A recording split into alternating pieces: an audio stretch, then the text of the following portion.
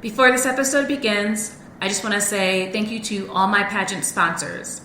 I really appreciate your goods, services, and your contributions to my pageant journey.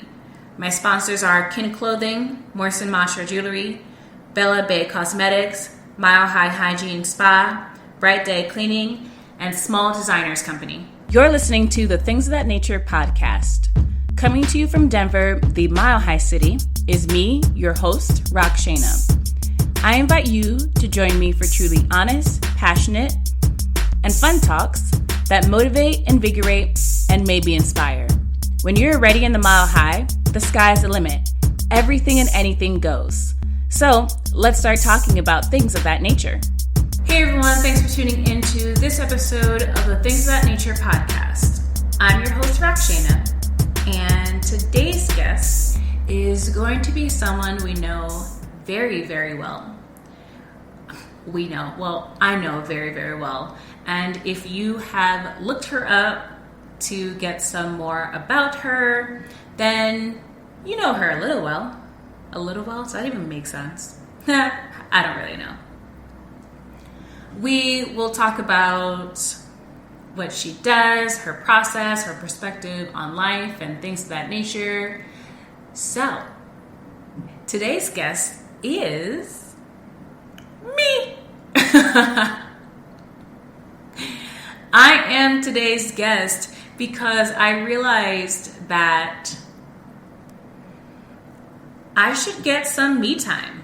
I guess I didn't realize it. It was just like I had an epiphany that I should get some me time on the mic and talk to you guys one-to-one. So here I am. It's a beautiful day, and I am very excited for pageant next week. I am currently the International United Ms. Colorado 2020, and in a week I will be competing for the national title. And with this competition, I'll be competing against women in my division, my same age range, from other states, and that's pretty exciting. I'm really excited. It's the moment where I put my foot in my mouth. Actually, no, it's not where I put my foot in my mouth. It's the fact that I'm practicing what I preach. When I coach other people in, whether it be dance, or when I'm leadership coaching or life coaching or whatever, when I'm coaching someone else, I always basically tell them to, when I'm coaching someone else, we go through things that they want to overcome, things that you want to do, what bridges you want to build and get over, and just where you want to be, what you want to accomplish. Attending nationals through this entire pandemic COVID situation is definitely above and beyond of it's definitely above and beyond of a lot. And I'm saying it above and beyond not to just blow smoke up my own butt or whatnot. It's essentially above and beyond because, like some of you all, I am traumatized because of COVID. I'm going to be vulnerable, and I'm going to say it out there and put it somewhere that everyone can hear. I am traumatized, and it's hard. It is so hard. For example, I'm a shopper. I like going to the mall, and honestly, I just like going to the mall. I don't really have to spend money or buy anything. I do appreciate the looking around, window shopping, the aimlessly walking around the mall. I like it. It's always been something I've been very fond of. My mom used to take us shopping like every weekend when I was younger, before our weekends got filled with dance and traveling and things of that nature. But she would take us every weekend, so it kind of became something that it's just something I like doing, and it's kind of like nostalgia reasons or whatever. So going to the mall is typically something I do if I don't have rehearsals on the weekend. Now, I wasn't able to go to the mall or anywhere for weeks, just weeks on end. And when I finally was able to, it's so crazy that a whole grown woman, and I'm saying I was able to, as in I was allowed to, go to the mall. I was ready. Like my wants and my needs were ready in the sense that I wanted, and I felt like I needed to get out and go to the mall. And also I needed to buy outfits for next week, so I kind of had to go to the mall. But that's besides the point. I drove to the mall, blasting my music like I do all the time, parked, and I was ready to go. I had my mask in my hand. I put my mask on, and as I walked to the door and just had people passing me with masks, I was like, okay, we're good. This works. And I opened one door, and I ended up in the vestibule, and just seeing masks and signs about masks and signs about cleaning and just so much, and people walking around. I didn't even make it past the second door. I literally froze, couldn't move, and I had an anxiety attack. And I ran out the store, got in my car, and drove home. Yeah, I ran out the store and drove home. I drove home because I didn't want to be anywhere else. I wanted to be home. Came home and sat around, did some house chores, not much. I literally maybe washed dishes or something like that. But I was exhausted. I went to sleep on a weekend. On a Saturday, I went to sleep at I think it was 4 or 5, because I was just so exhausted from just attempting to go to the store by myself to go shopping. And then I was upset at myself for feeling that way, and it full on exhausted me. I woke up the next morning and I thought to myself, that's so silly. Basically I put myself down. I was just like, that was silly, that was dumb, that was stupid. You literally had an anxiety attack walking into the mall. What's wrong with you? I did that for, I want to say 5 minutes. And then it hit me. I'm allowed to feel this way. I am allowed to have an anxiety attack going into the mall. I'm allowed to not want to go to the mall by myself. I'm allowed to feel this way because the world I knew changed. And I didn't change with it. It just changed. Well, I take that back. The world I knew changed, and I was forced to change with it. I wasn't given an option. I wasn't given a debrief. I wasn't given a warning. I was giving nothing, and all of a sudden, literally overnight, the world changed. And it's like when all of a sudden a kid's teacher leaves or somebody really close to moves, and you have no say in the matter, and you feel some type of way about it. It's a change.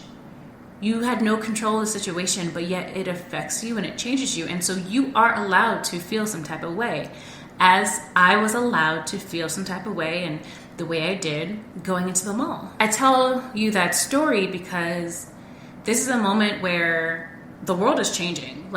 And I'm being forced to change with it. We're all being forced to change with it. There's no debrief. There wasn't a warning. There wasn't an instruction manual. There was nothing. All of a sudden, you weren't allowed to go to work. You weren't allowed to go to school. I couldn't go to the bar. I couldn't go and hang out with friends and have brunch because something was happening. And it is a brave moment. I honestly contemplated pulling out of pageant because I'm afraid that I'm going to have an anxiety attack. Regardless of the prep I've had, the mental coaching I've done for myself, it's scary. But I have done some, my own exercises, which has helped me to move forward. I've been able to go to the mall now by myself, go to the store by myself and shop and do my thing. And I've adjusted myself to the change because I've had to. I will say, if I didn't have pageant next week, I would not have ever gone back to the mall for the second time to try. That is the 100% truth. I would have kept having things delivered to me. That would have been it. And that includes, it includes the things that I have to do myself. So Going shopping wouldn't happen. I'm a person that goes to the bar by myself all the time. I go dancing by myself. It's my thing. It's fun. Anyone that knows me knows that I don't need other people to have fun. I will go to the nightclubs by myself, jam it out, dance, do my thing. I usually stand by the DJ so that no one's close to me anyway, and just get down, do my thing, and then I go home. But anyway, if I didn't have pageant next week, which really was my motivation to keep moving forward and do other things, I would not go to the store by myself, the mall, out to eat, out to the bars, clubs. Nope. Now that I have a position where I can work from home, I would not leave my home. I wouldn't. But because I have an event to go to that I have been looking forward for several months, and I've purchased things for, I have made myself go to these places by myself, go in the office to work and see other people to gain that sense of independence back that I feel was taken away. And if you feel like, if you're in the same boat that I was in, still I'm kind of slightly anxious of flying, and even places where the menu is digital, but I expect it to be in my hand. Like certain things like that definitely trigger a moment. I am not yet to go to a restaurant by myself. I will go with someone else, but I know I'm not yet ready to do that. Go out to eat by myself. I know I'm not ready to... I think the only thing I have been able to build up to do by myself is go shopping. And my long shopping trips have definitely turned into a quick shopping trip. I do want to work my way to be able to do the things that I was normally able to do, but I guess that all comes with what is going to be the new normal. So that's a long story short. I mean, that wasn't even short. That's just a long story to say that, A, I'm excited for pageant week next week. I've been working hard, and I've literally jumped over my own bridge to help me be ready for pageant. Besides the normal prepping that you do, I had to do a whole different type of prep. And if you are in the same boat that I was in, kind of still in, I encourage you to find a motivation possibly. Like that worked for me. Because I had something to look forward to, it motivated me to push forward. It's like when you get over your fear, you either just go for it and see what happens, or you kind of give yourself some small building blocks. All right, I drove there. Okay. All right, I made it through the first door. Okay, this time I made it through the vestibule. Okay, now maybe this time I'll make it to the register. Something like that to help you build. I suggest that. And if your kids, and I'm only saying kids because recently I've been around several children. I've been able to, not recently, but I mean, I've been around more, a different dynamic of children. I've been around a different dynamic of educators and seeing their perspective on things of what school looks like, what happened with school. And if you have kids and you're listening, or you have younger siblings, know that still, just because they're kids, minors, whatever their age is, there is still a sense of trauma. Life for them also changed. Another adult came around and told them what to do, and then all of a sudden things were different. School closed out of nowhere for them. They're used to having a schedule and doing their thing. It's a lot more than just summer break. So if your kids either go back to school physically or they're online schooling in the summer, you can't tell them, oh, just think of it like summer break, because it's not. It's really not. And the reason why it's not is because it hit them more than just summer break. Summer break, they stopped school and they was able to go and see their friends and do activities with the family and go on a trip or do whatever have you. This time, they had to stop school, but do school at the same table they just had breakfast and didn't see their friends. So everyone can have some type of trauma through this. You may not even realize till it happened. I thought it was okay to go to the mall by myself.